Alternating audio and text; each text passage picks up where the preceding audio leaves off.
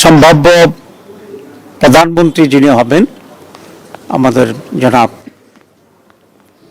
তারেক সাহেব, উনি আজকে প্রধান বিরোধী দলের যিনি প্রধান হবেন জামাত ইসলামীর আমির ডক্টর শফিকুর রহমান, তার সাথে সৌজন্য সাক্ষাৎ করতে আসছেন, একটা কার্টেসি ভিজিট করতে আসছেন।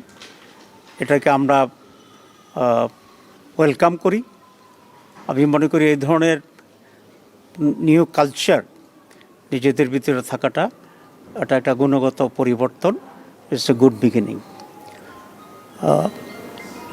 অত্যন্ত সাহায্যপূর্ণ পরিবেশে আলোচনা হয়েছে। আমরা দীর্ঘদিন বিএনপি এবং জামাত ইসলামী একসাথে স্বৈরাচার বিরুদ্ধে আন্দোলন করেছি, সংগ্রাম করেছি, গঠনে আমরা সরকারের অংশগ্রহণ ছিলাম।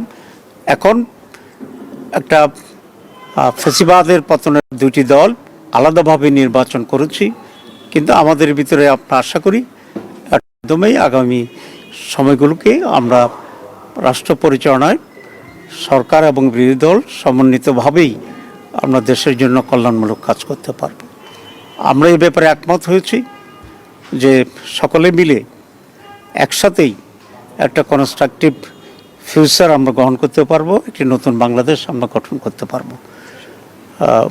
মৌলিকভাবে আমরা এই আলোচনা করছি এবং নিজেদের ভিতরে মৌলিক কোনো ঝামেল হলে আলোচনা ভিত্তিতে যাতে একটা পজিটিভ সমালোচনা, পজিটিভ একটা সমাধান আসতে পারে সেই সব বিষয়ে আমরা আলোচনা করেছি। আমাদের আমির জামাত বলেছেন যে কয়েকটি প্রায়োরিটি বিষয়ে এখানে আমাদের আলোচনা হয়েছে। প্রথম কথা হচ্ছে ল অ্যান্ড অর্ডার সিচুয়েশন, মানুষের সিকিউরিটি ইস্যুটা হচ্ছে সবচেয়ে বেশি। এই বিষয়ে যেন সরকার অত্যন্ত গুরুত্ব দিয়ে কাজ করে।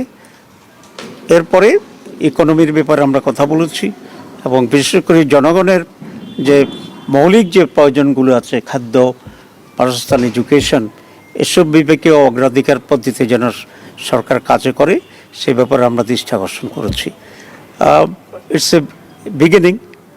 আমি মনে করি যে একটা মৌলিক কোয়ালিটেটিভ চেঞ্জ যাতে আমরা এদেশে পেতে পারি সে বিষয়েও আমরা দৃষ্টি আকর্ষণ করেছি।